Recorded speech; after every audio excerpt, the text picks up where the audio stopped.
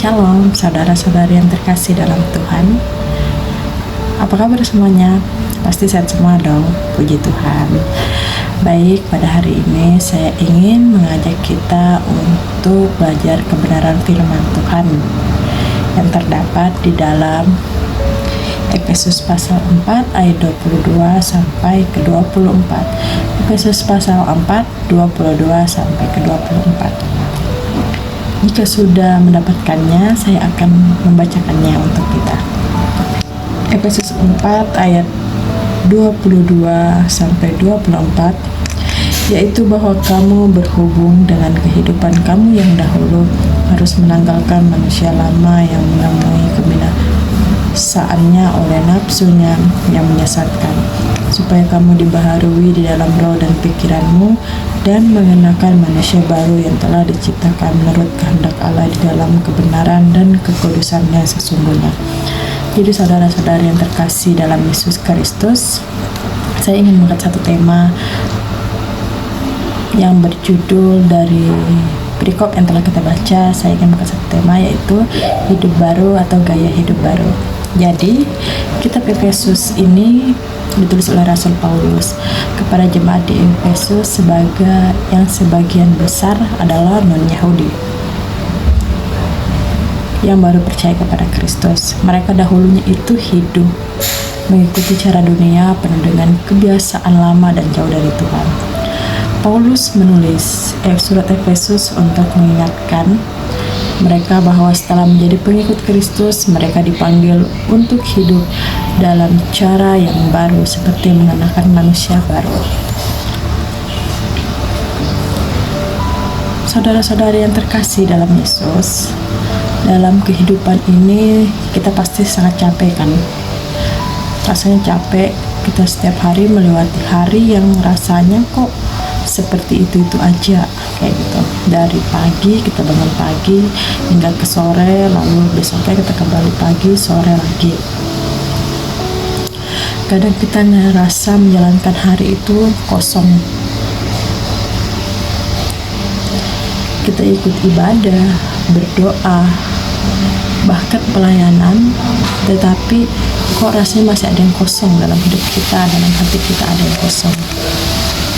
Kita masih gampang marah, gampang iri, bahkan gampang tersinggung dengan perkataan orang-orang di sekitar kita. Pernah nggak hal ini membuat kita kadang mikir, apa yang salah ya? Kayak seperti itu. Bukannya saya ini sudah ikut Yesus, tapi kenapa saya masih merasa kehidupan ini kosong, merasa hati ini kosong?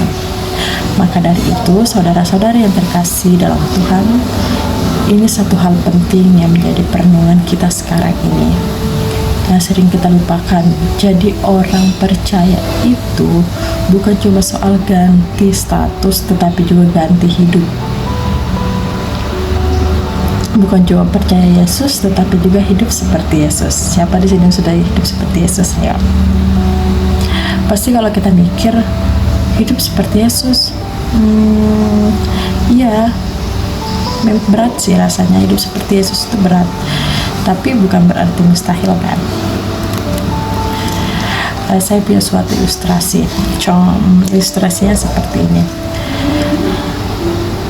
Ada seseorang yang sedang pergi berbelanja atau pergi beli barang baru, baju baru misalnya.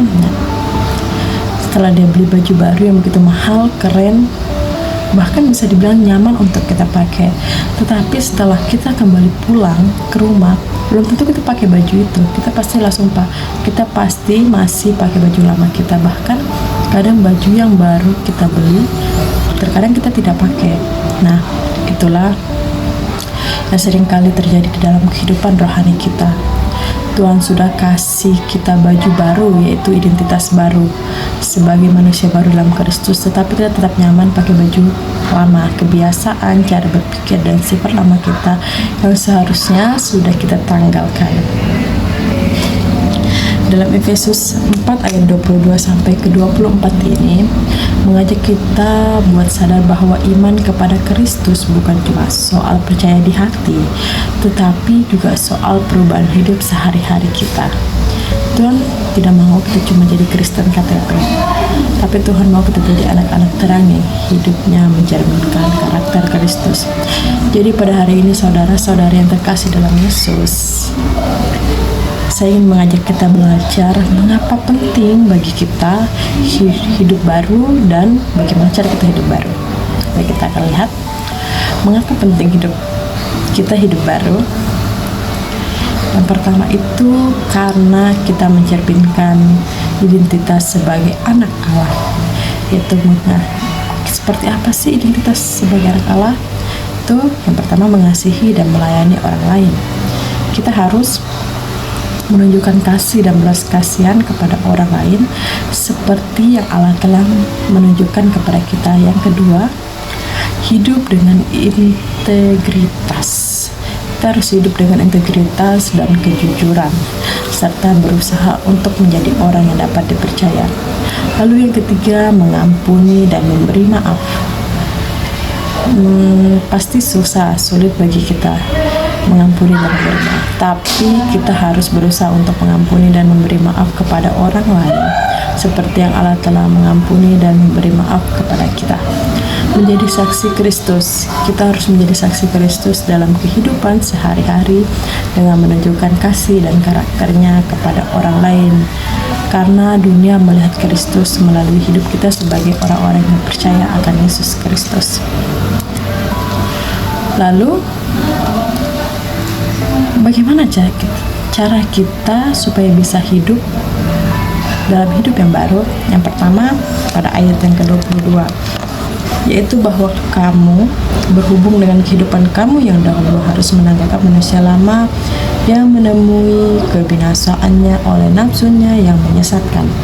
Jadi yang pertama bagaimana caranya, yaitu dengan tanggalkan manusia lama kita. Tanggalkan manusia lama berarti kita meninggalkan kebiasaan lama kita, pola pikir lama kita, dan perilaku lama kita yang tidak sesuai dengan kehendak Tuhan. Mengapa demikian? Karena manusia lama kita itu rusak karena keinginan yang menyesatkan kita. Maka dari itu kita harus berani memutuskan untuk menanggalkan kebiasaan, dosa, cara pikir yang keliru, dan gaya hidup yang lama. Ini butuh komitmen dan ketegasan karena melibatkan proses perubahan yang mendalam dalam diri kita, sehingga kita dapat memiliki karakter seperti karakter Kristus. Tapi sebagai anak-anak Allah pasti kita bisa kan? Tentu dong, harus bisa.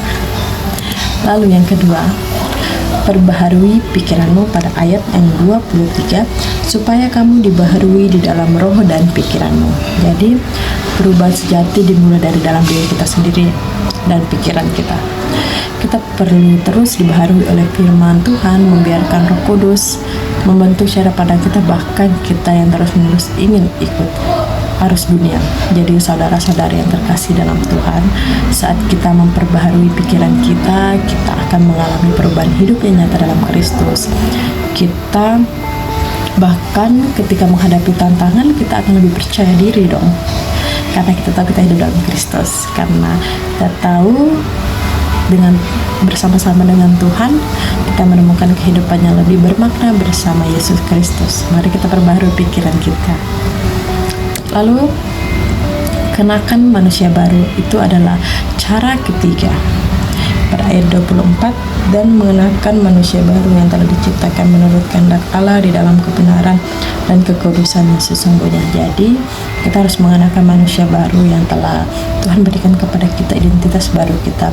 Manusia baru adalah hidup yang mencerminkan Tuhan, jujur, penuh kasih, rendah hati, dan benar. Ini bukan soal jadi sempurna untuk manusia ya, tetapi soal hidup dalam arah yang benar setiap hari bersama Kristus.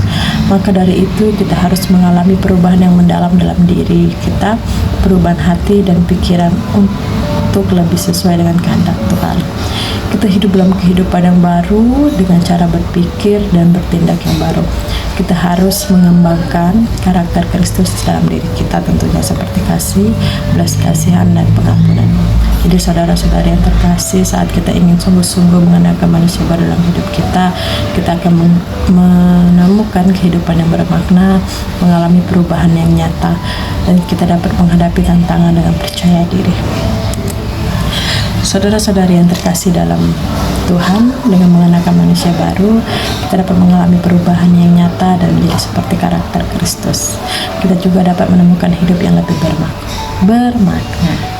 Jadi kesimpulan untuk kita, hidup baru dalam Kristus bukan cuma soal status ya, tapi juga soal gaya hidup.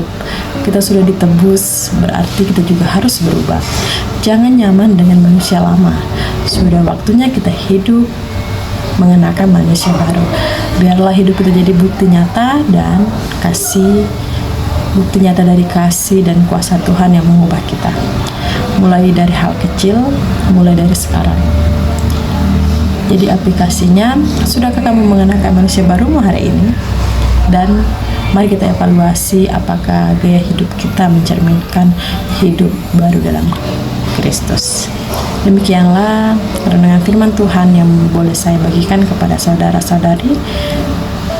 Terima kasih, Shalom. Tuhan Yesus memberkati.